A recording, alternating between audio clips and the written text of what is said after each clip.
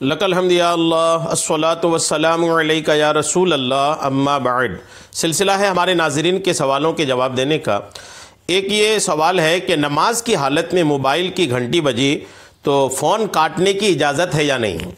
ये तो एक आम बला चल पड़ा है और एक बड़ी तादाद है कि नमाज़ों में ये अपना मोबाइल साइलेंट करना या फिर स्विच ऑफ करना भूल जाते हैं और फिर ये बजने लगते हैं। और कई बार तो वो बजते हैं कि जो उनके लिए इंतहाई शर्मिंदगी का सबब बनता नज़र आता है।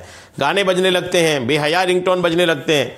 तो पहली बात तो मैं आपको अर्ज़ करूं कि आप मुसलमान हैं, आपको मस्जिद आना जाना ही रहता ही है, तो आप ऐसा रिंगटोन लगाएं कि अगर आप भूल गए और बज भी गया तो ना आपको शर्मिंदगी उठानी पड़े और ना कोई आपके बारे में सोचे अगर कैसा बंदा है, कैसा रिंगटोन लगा रखा है, कैसी घंटी बज रही है इसके मोबाइल से।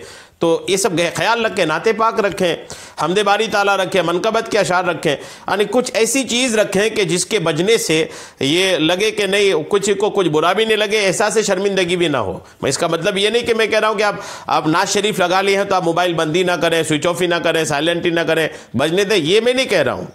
ये तो आप बंद ही कर लें उसको, या आप स्विच ऑफ कर ही लें कि उसकी आवाज़ बिल्कुल कोई दूसरी आवाज़ ना आए, चाहे नाज शरीफ की हो, चाहे मनकबत की, चाहे दीगर चीज़ों की आवाज़ दूसरी ना हो। आप नमाज में है तो नमाज ही हो, ये तो असल है। लेकिन कभी भूल गए, अब भूल गए तो आप गाना बजने से बेहतर है कि नाज शरीफ बज जाए।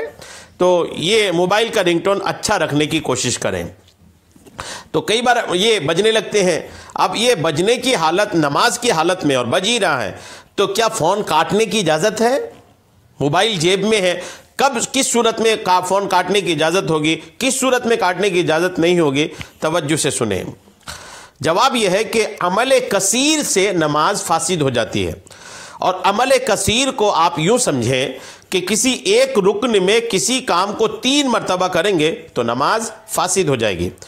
अगर घंटी बजी और आपने हाथ डालकर 1 या 2 मरतबा में फ़ोन काट दिया तो नमाज फासिद नहीं होगी, ये याद रखें।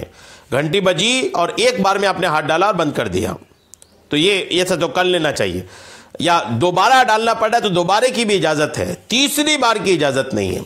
अगर 2 बार तक आपने 1 बार या 2 बार में अगर आप मोबाइल की रिंगटोन बंद कर सकते हैं, आवाज़ बंद कर सकते हैं, फ़ोन काट सकते हैं तो 1 या 2 बार में उसको कर लें, तीसरी बार की इजाज़त नहीं है।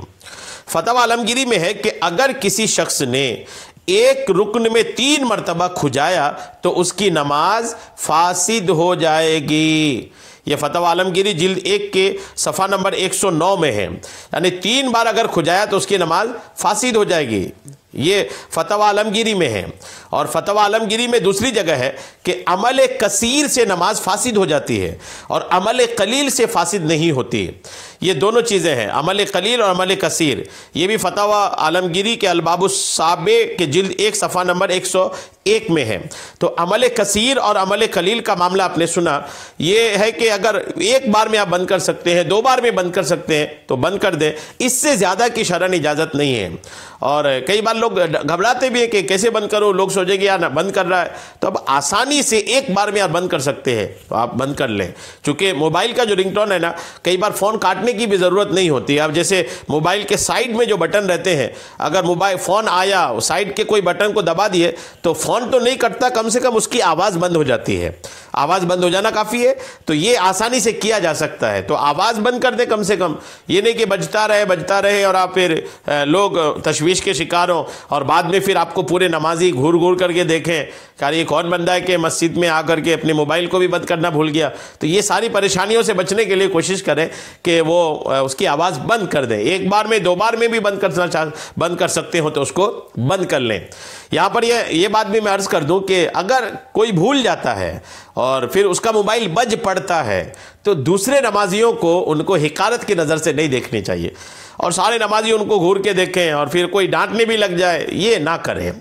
वो कौन चाहता है कि उसका मोबाइल मस्जिद में बजे? हर बंदा चाहता है कि ना बजे, लेकिन इंसान है, भूल गया, बंद करना भूल गया, स्विच ऑफ करना भूल गया, साइलेंट करना भूल गया और बज गया। तो मोहब्बत के साथ उनसे पेश आएँ और उनको समझा दें कि आइंदा ख्याल रखें। ये नहीं कि डांटने लग जाएं, फटकारने लग जाएं, सबके सामने उसको जलीलो खार कर दें, ऐसा ना करें। फिर ऐसा करने में हो सकता है कि वो मस्जिद में आने से कतराए। वो नमाज पढ़ने के लिए आने से कतराए, आपकी मस्जिद छोड़ दे दूसरी मस्जिद में जाए, कुछ भी हो सकता है। इसलिए दिलजोई करना सीखिए, मोहब्बत फैलाना सीखिए, नफ़रतें फैलाना हरगिज़ हमारे इस्लाम की इसकी इजाज़त नहीं देता।